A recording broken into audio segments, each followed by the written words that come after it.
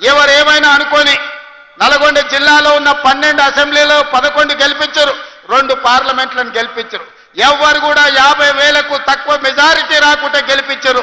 50,000 రూపాయలు జేబులో లేని మందుల శామెల్ 50,000 ఓట్ల మెజారిటీతోని ఈనాడు మీ ప్రాంతంలో ఎమ్మెల్యేగా గెలిపించిందంటే నల్గొండ ప్రజలు ఎంత చైతన్యవంతులో మీరు ఒక్కసారి ఆలోచన చేయండి.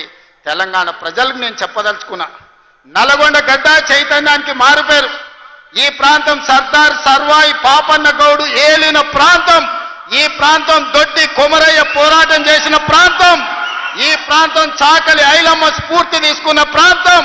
ఈ ప్రాంతం రావి నారాయణ రెడ్డి, ఆరుట్ల కమలాదేవి, ఆరుట్ల రామచంద్రారెడ్డి, బిఎన్ రెడ్డిలు ధర్మ భిక్షములు ఈ గడ్డ మీద నుంచి కొట్లాడిన ప్రాంతం. ఈ ప్రాంతం కొండా లక్ష్మణ్ బాపూజీ ఆనాడు తొలి తెలంగాణ ఉద్యమంలో మంత్రి పదవిని కాగితం ఇసిరేసి తెలంగాణ రాష్ట్రం వచ్చే వరకు పదవి తీసుకోనని త్యాగాలకు మారుపేరైన కొండా లక్ష్మణ్ బాపూజీ ప్రాతినిధ్యం వహించిన భువనగిరి ప్రాంతం ఈ నల్గొండ ప్రాంతం.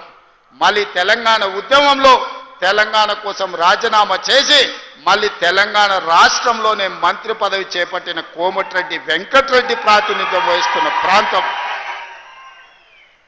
ఇవాళ నాడు భూమి కోసం, ముక్తి కోసం, విముక్తి కోసం సాయుధ రైతాంగ పోరాటంలో తుపాకులెత్తిన గడ్డనే కాదు, ఈ ప్రాంతంలో భూదాన ఉద్యమంలో వందలాది ఎకరాలను పేదలకు పంచిపెట్టిన మీ ఈరోజు భూదాన్ రామచంద్రారెడ్డి కూడా ఈ గడ్డ మీద నుంచే వేలాది ఎకరాల భూములను పేదలకు పంచిపెట్టడానికి త్యాగం చేసిన వెదిరే రామచంద్రారెడ్డిది కూడా ఈ ప్రాంతమే అని చెప్పడానికి నేను గర్వపడుతున్నా. మిత్రులారా, ఇవాళ ఈ సమాజంలో ఉన్న మా ఆడబిడ్డలు కావచ్చు, మా సోదరులు కావచ్చు, ఇవాళ వాళ్ళకి చైతన్యం లేదా? వాళ్ళకి ఏం కావాలనో ఏం సాధించుకోవాలో వాళ్ళకి తెలియదా?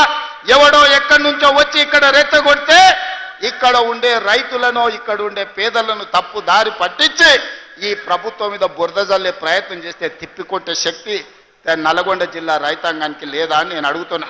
మిత్రులారా, నాడు నిజాం నవాబులనే దిగంతాలకు తరిమి కొట్టిన గడ్డ సాయుధ రైతాంగ పోరాటంలో నేలకు ఒరిగినా గాని తుపాకీని వదలకుండా పోరాటం చేసిన గడ్డ ఈ రోజు మనం స్వేచ్ఛను అనుభవిస్తున్నామంటే, ఈ రోజు ప్రజాస్వామిక రాష్ట్రంలో మనం ఈ రోజు మనుగడ సాధించినామంటే నల్గొండ ప్రాంతంలో జరిగిన సాయుధ రైతాంగ పోరాటమే ఈ రోజు మనకి స్వేచ్ఛనిచ్చింది.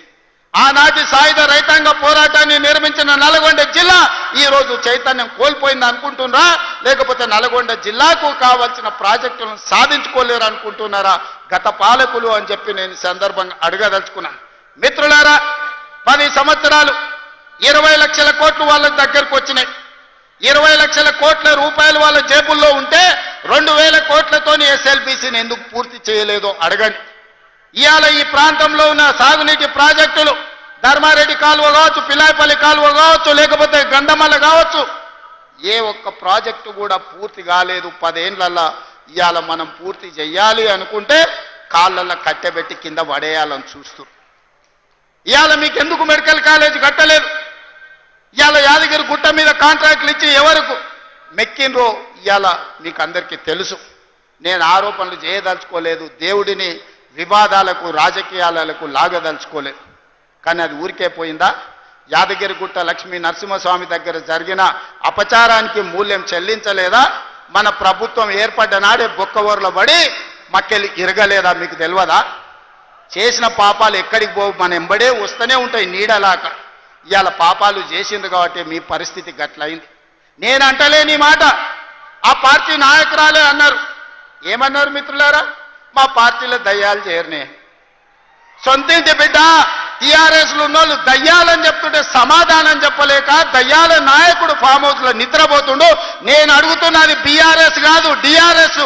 డిఆర్ఎస్ అంటే దయ్యాల రాజ్య సమితి. అది ఇయాల అది భారత రాష్ట్ర సమితి కాదు, అది దయ్యాల రాజ్య సమితి.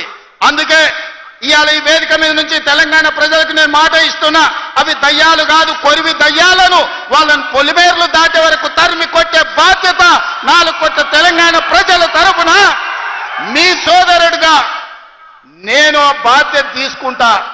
ఖచ్చితంగా ఈ కొరివి దయ్యాలను పొలిమేర్లు దాటే వరకు తరిమి కొట్టాలి. దాంట్లో మీ సహకారం ఉండాలి. నల్గొండ బిడ్డలు ముందు బాగానే నిలబడాలి అని చెప్పి నేను మా మిత్రులకు విజ్ఞప్తి చేస్తూ